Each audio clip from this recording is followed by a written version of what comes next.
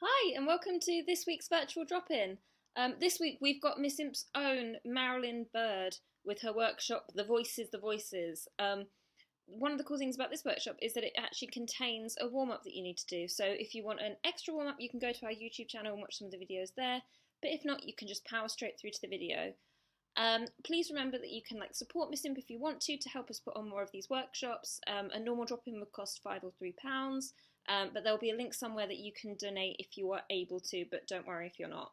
If you are interested in taking one of these workshops, like teaching them, then please email me at contact@missimp.co.uk. This is a paid opportunity, so if you've got any ideas for anything that would be cool, please get in contact. Also, please feel free to pause this video if you want to do any exercises in the moment. You can rewind it, you can do whatever you want. And also, please feel free to pause it at 8 o'clock if you want to take the time to clap for the NHS and your pausing has made the video run a bit over. Thank you so much, keep safe, and enjoy the video. Hello, and welcome to the corner of my living room. For those of you who don't know me, my name's Marilyn, and I'm from MissImp in Nottingham. I've been improvising with MissImp for almost 20 years now, and I'm a full-time actor and voiceover artist. And today I'm going to be showing you a few different ways to get into creating character voices. So the first thing we're going to do is have a short warm-up. We'll start with a physical warm-up. But Marilyn, you said that we were doing voice stuff, which is true, but I think it's really important when you're warming up to do any kind of character acting that you warm up your body as well as your voice, because your physicality can affect your voice, as I'm going to explain in a couple of minutes. So if you just link your fingers together and stretch all the way up, ooh. And then if you link your fingers together behind your back and just raise your arms as far as is comfortable, oh, that feels nice. And then stretch out your shoulder on one side and then the other, lovely.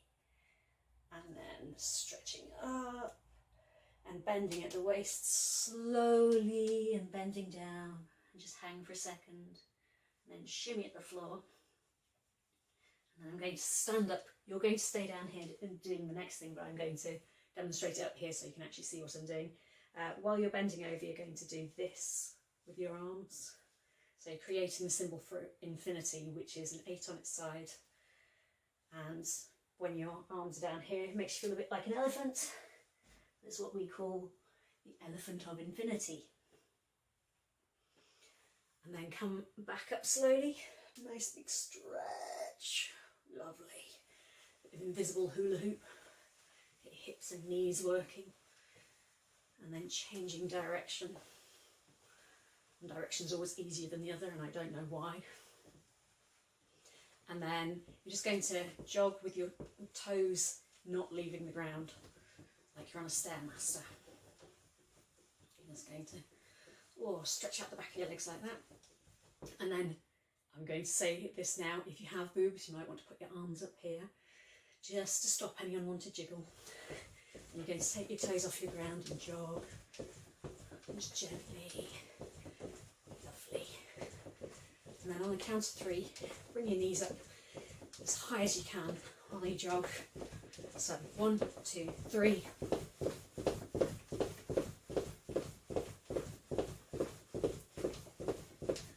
And then just come back down standing.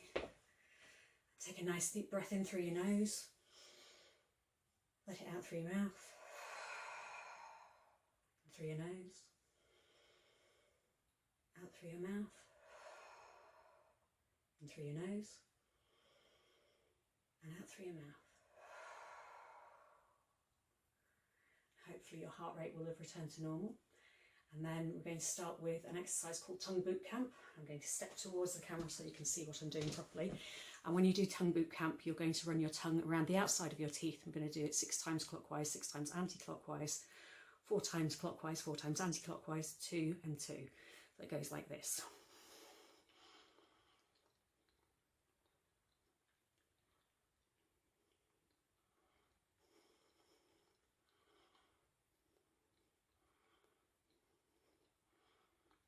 If you get to the end of the exercise and your tongue feels like it's aching, then do this. And if it still hurts, just massage just a bit of your face here, which is nice. And then we're going to do some humming and tapping. That exercise was for just helping with your diction, so when you speak nice and clearly. I always think it's nice to do that anyway, even if you haven't got an audience. And now you take a nice deep breath in. We're going to hum just a nice note in the middle of your range. It's very comfortable for you. And tap on our chest as well. So we go.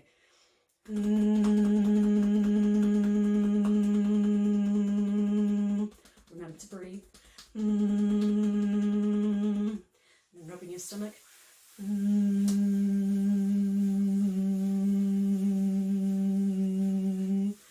Arm goes up and over. Turn that into an R.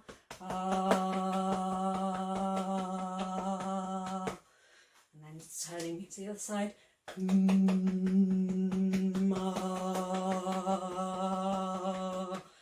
that will help you with your projection, which is also very important. It's really important to warm up your vocal apparatus before you do anything to make sure that you don't injure yourself vocally. I've had friends who've done it who've had to give up their acting careers, and it's really not worth it. And then from that we're going to do some motor voicing, which is where you press your lips together and you do this.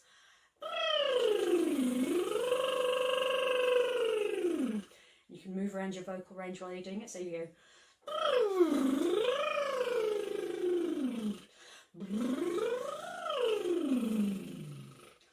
I'll just loosen up all of the muscles in your face, which is nice. So you've got a little bit more articulation, which is really, really good. And we are going to do some pitch glides, which start with what I refer to as the sad puppy noise, where you start at the top of your range. I'm going to demonstrate by doing this with my finger. You don't have to copy that, but please feel free to if you want to. So we start here.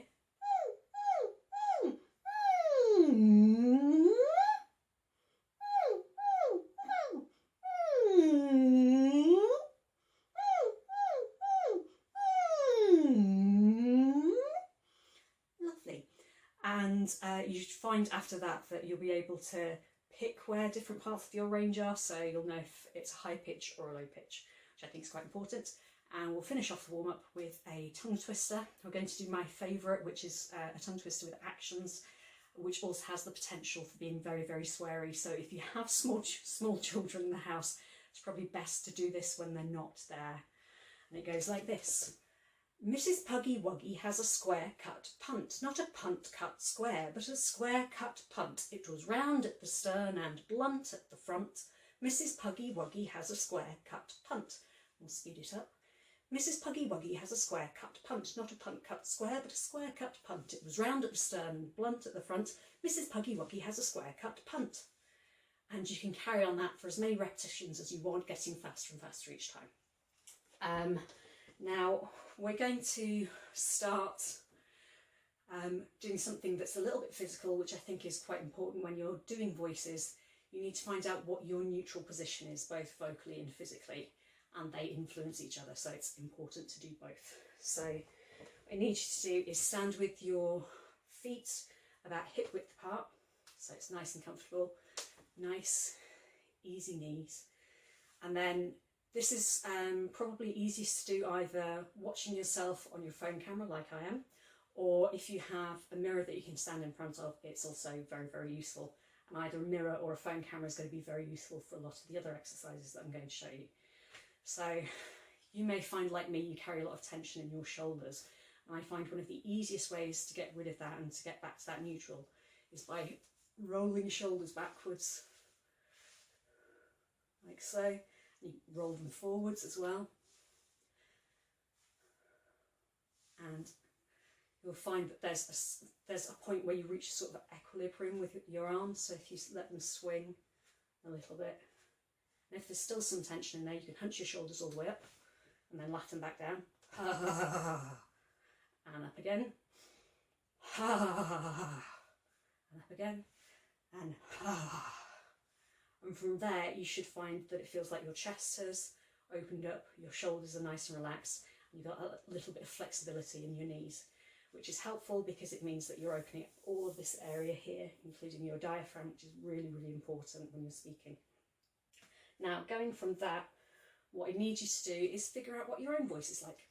And this is really, really simple. What I need you to do is keeping the nice easy knees and a nice neutral position here. You're just going to talk.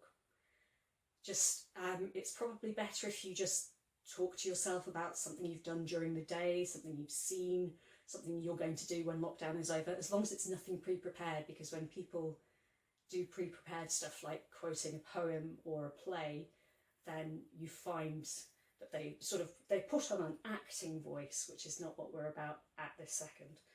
So just breathing normally, standing nice and relaxed, just have a little chat with yourself. So today I haven't really done much. I've been recording some stuff, I've been doing some auditions, and while you're doing all of this and just having that nice little chat to yourself, I need you to close your eyes and just think about how it is that you sound. Is your voice high-pitched? Is it low-pitched? Do you speak quickly? Do you speak slowly? Do you split up your sentences, or do you tend to run them all together like a single train of thought? And I don't want you to make any judgments on how you sound. I just want you to have a little talk and just note those things about it. Do you have an accent? Which is an odd question to ask, because if you ask someone if they have an accent, they never have an accent. It's other people who have accents. But just think about it from a sort of neutral perspective and think, do I have an accent? Because I can hear a little bit of estuary in my voice, which is odd because I'm from the north, but you know, this is what happens when you move to the Midlands. And I just need you to think about that for a second. So now that you've got a sense of your own voice, I want you to change one aspect of it. It doesn't matter what that aspect is. It can be the speed that you talk, so you can speak faster or slower than normal. It could be the pitch, so you can be higher or lower. If you are going higher or a lot lower than your usual register, please be careful. If you start to feel any discomfort in your throat or in the back of your mouth, just stop, go back to neutral and try something that's not going to put quite as much pressure on your voice. You can also think about changing how you phrase things. So you can do the Christopher Walken thing, where you just break up your sentences in strange places and see what that does. I mean, I try and do Christopher Walken, I end up doing William Shatner, but you know, that's life.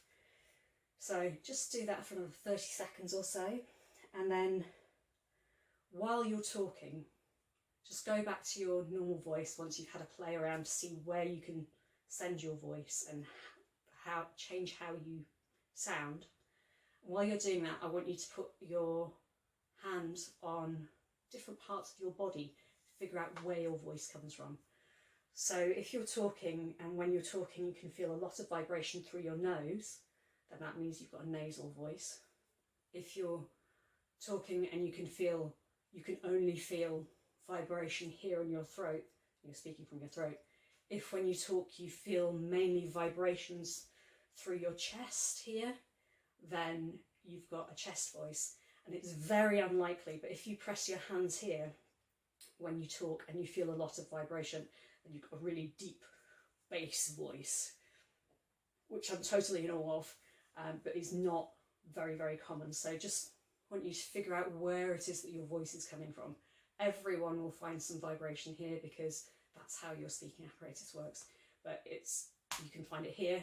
You may want to put your hand on your lips as well to see if that's where all the vibration is, because if you can only feel a little bit here or a little bit here, but you feel lots here, then you've got a very nice voice that just comes from your mouth and the back of your throat, which is all fine and dandy. Now, once you've got an idea of where your vocal range is, we're going to change where it is. So to change where your voice is coming from, we're going to do a series of nyas. Now, there are different types of nya. If you want a nasal noise, you speak through your nose and you go nya, nya, nya. And you see how it's a lot higher and it's kind of a narrower sound that you get out of it. Or you can do one from the back of your throat, and this is called the baby nya. Now, the baby nya is the noise that babies make when they want something before they know what words are. So you get a nya, nya, nya.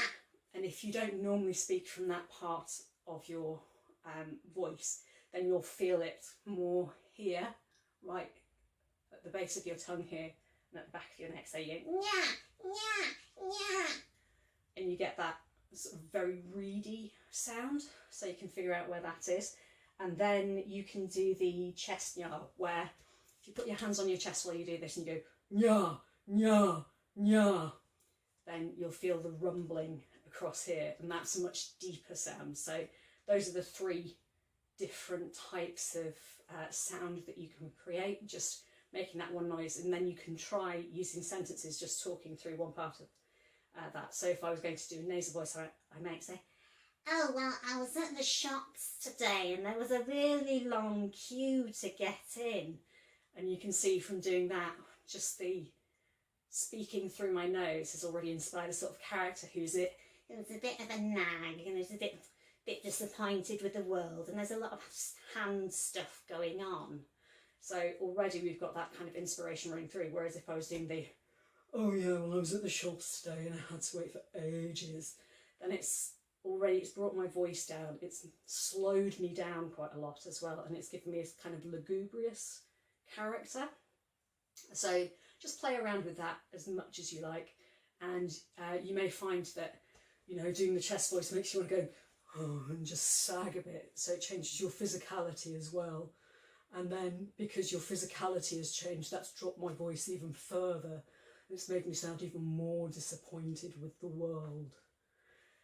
But all of these things sort of feed into each other, which is just, it's one of the lovely ways that you can really easily try a new voice. And again, if you find a voice and you think, oh no, that's hurting my throat, or that's hurting the back of my nose, or anything like that, just stop and start afresh. There's no one that's going to judge you for it. Moving on from that, so now this is where you're going to need either your camera phone or a mirror. Either will work as well. And so what you need to do, again, this is another one where you're just going to have a little chat with yourself. I'm having a chat here in the camera phone, but you might have the mirror. And while you're doing that, I need you to look at what it is your face does when you talk. So for me, I know I if I turn to this side, I am crouching so you can see me on the camera, but I know that I have a tendency to poke my chin forward, and that will affect my voice. So if I notice that I'm doing that, I've also got quite a soft jaw when I speak, because I'm a linguist by training, basically, and you're taught not to sort of tighten up your jaw because it can affect how you make sounds in different languages. But you may find that you have sort of tightness in your jaw, and you may find that, you know, it's only the bottom of your face that moves when you talk. And it's always worth being aware of what your face is doing just naturally. I know that when I speak, if I get really close, you'll probably be able to notice it, where this side of my mouth is usually a little bit lower than that side of my mouth. So once you've got a sense of how it is that you speak and what you look like when you speak, change it. You can do pretty much any kind of mouth movements just to see how it changes your voice. So if I was going to do like a Donald Trump style pout, so pushing the lips out, and you'll see, you know, like when Donald Trump talks, he does that weird kind of pursing and kissing thing, and it brings my head forward like a chicken, and it makes, you know, it makes that voice just sound a little bit more kind of belligerent, I guess. You can do, you know, if you decide that your jaw's quite tight, you might decide to just make your jaw really slack so you don't really close your mouth, and see what effect that has on your voice. And also for me, as you might have noticed, that's having an effect on my physicality as well. So when my jaw goes slack, then my shoulders come forward like this and my arms go floppy. So I just sound like I'm not really bothered about anything, which is cool.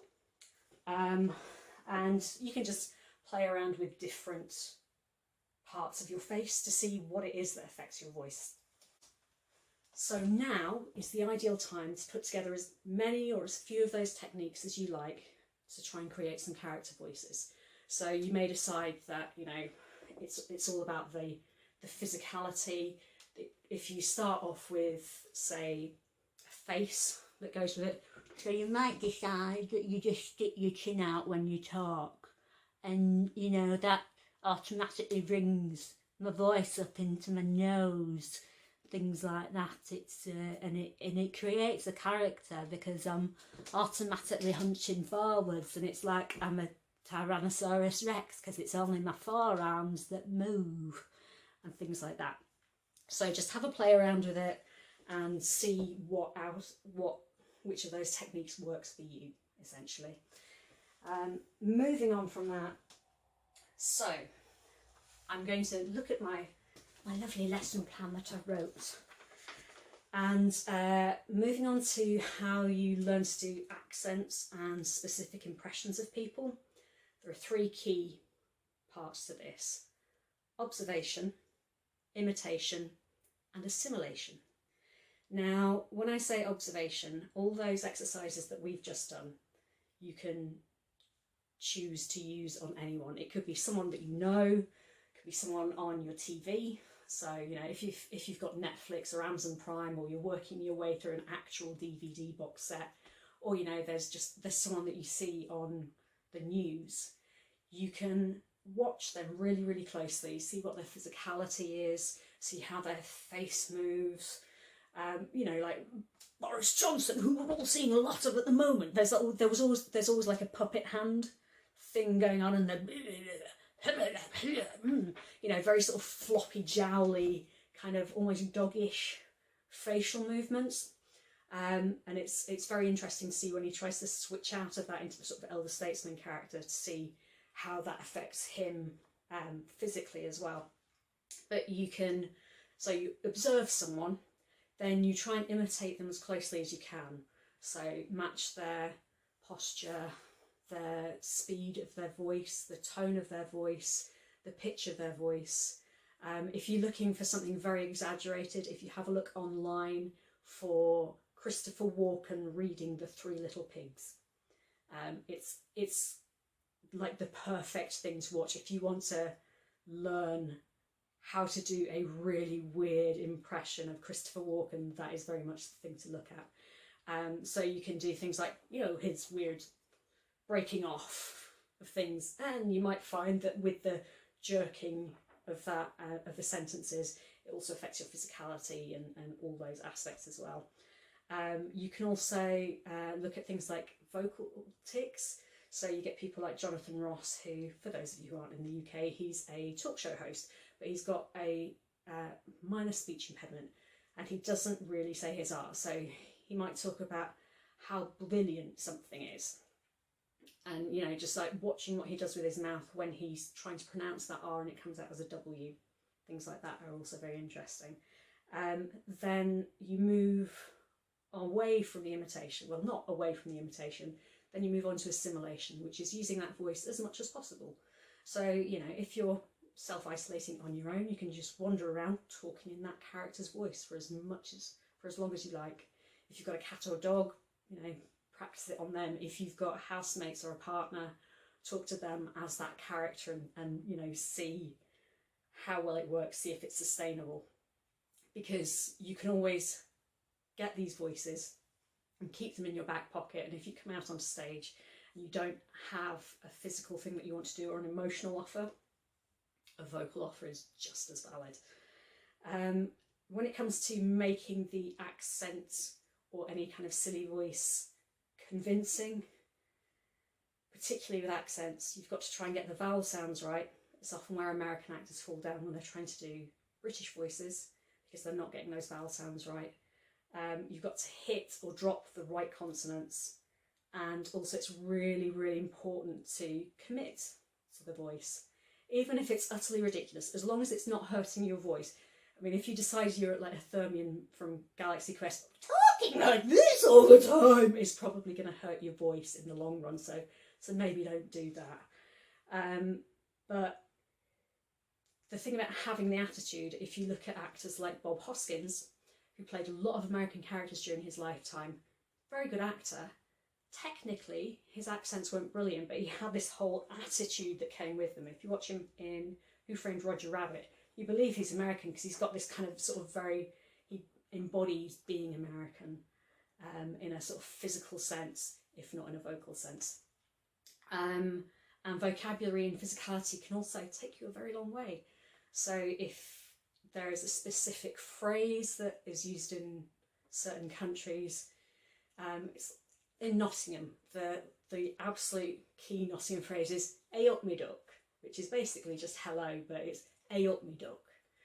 And within that phrase, you've got the drop consonant of the hey, you've got the elongated vowels of the up, and then you've got the shortened vowel of me, because it's my, and then you've got that flattened vowel of the duck as well. So you've got "ay up me duck," which all runs together. So one of the voices that I think is probably easiest to master, and this is what's known as BBC English. This is the way that all of the actors in films and on the radio spoke in the 1930s and 40s. The best example of it is probably Brief Encounter with Celia Johnson. And the thing about BBC English is it's not the same as RP, it's not the same as the Queen's English, because she speaks a very specific form of English, which is not this. But the key thing about it was that the actors were taught to speak on the edge of a yawn. So if you go to yawn, you can have a nice yawn, but then you want that feeling of openness at the back of your mouth. And as you can hear, it makes your voice slightly more resonant, and it makes it very difficult for you to speak quickly. And you will also find that if you make all of your words very clipped and precise, then it will sound very much like the BBC English. And you may also find that you start doing this sort of slightly Gilbert and Sullivan thing with your hands, as I do. So that's a lovely example of how to get into an accent quite easily, and you will find shortcuts to this. Some ideas for games that you can play to help you to practice these accents. There's a version of a game called Scared Scriptless, which is one that we play where one person has a script that they are reading a specific character from, and the other person has no script and they just have to react to whatever that other person says. There's a version of this that you can play with streaming media, so YouTube, Amazon Prime, iPlayer, Netflix, whatever you fancy. Probably the best way to do this is to get a friend to suggest a scene for you. You're looking for a scene that has 2 people in it, and you will be playing one person, so choose which person you're going to be playing. Play it through on mute, just to make sure that no one else comes in, because it gets complicated otherwise. And what you do is, whenever your person talks, you press the mute button on your remote and you fill in the gap. And then as soon as the other person starts talking, unmute it and they will give you a response. And you carry on with that for as long as the scene goes on, and just see where it takes you with you justifying whatever this person on screen is saying. Other things that you can do, again using streaming media, you can play a game of dubbing where you just mute the sounds entirely and you provide all of the voices for people in the scene. So you choose as many voices as you want that fit that number of people, and you just play every character. It's a lot of fun, it's quite tiring, and it will give you a chance to play around with your range and all the different types of character voices that you create.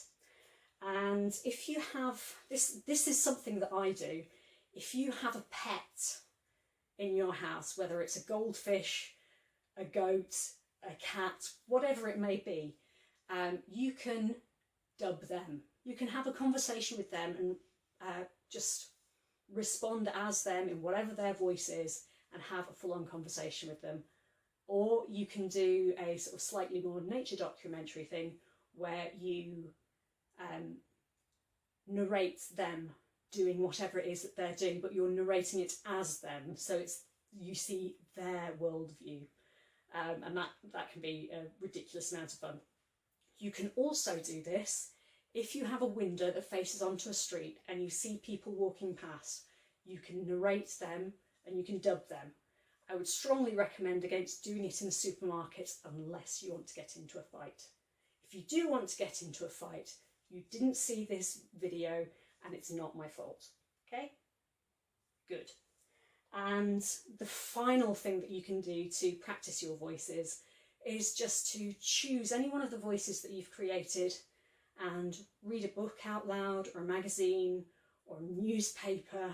If you want to, you can record your voicemail messages as that character, just anything that you want, and just practice, practice, practice, and then that will give you more tools to add to your improv toolbox. I hope that you've enjoyed this video, and I hope it's been helpful. If you have any comments, please pop them in the box below. And please have a look on our MissImp webpage or on our YouTube channel for other workshops that we've been doing during lockdown. I hope that the rest of lockdown is kind to you, and hopefully we'll see you again soon. Take care.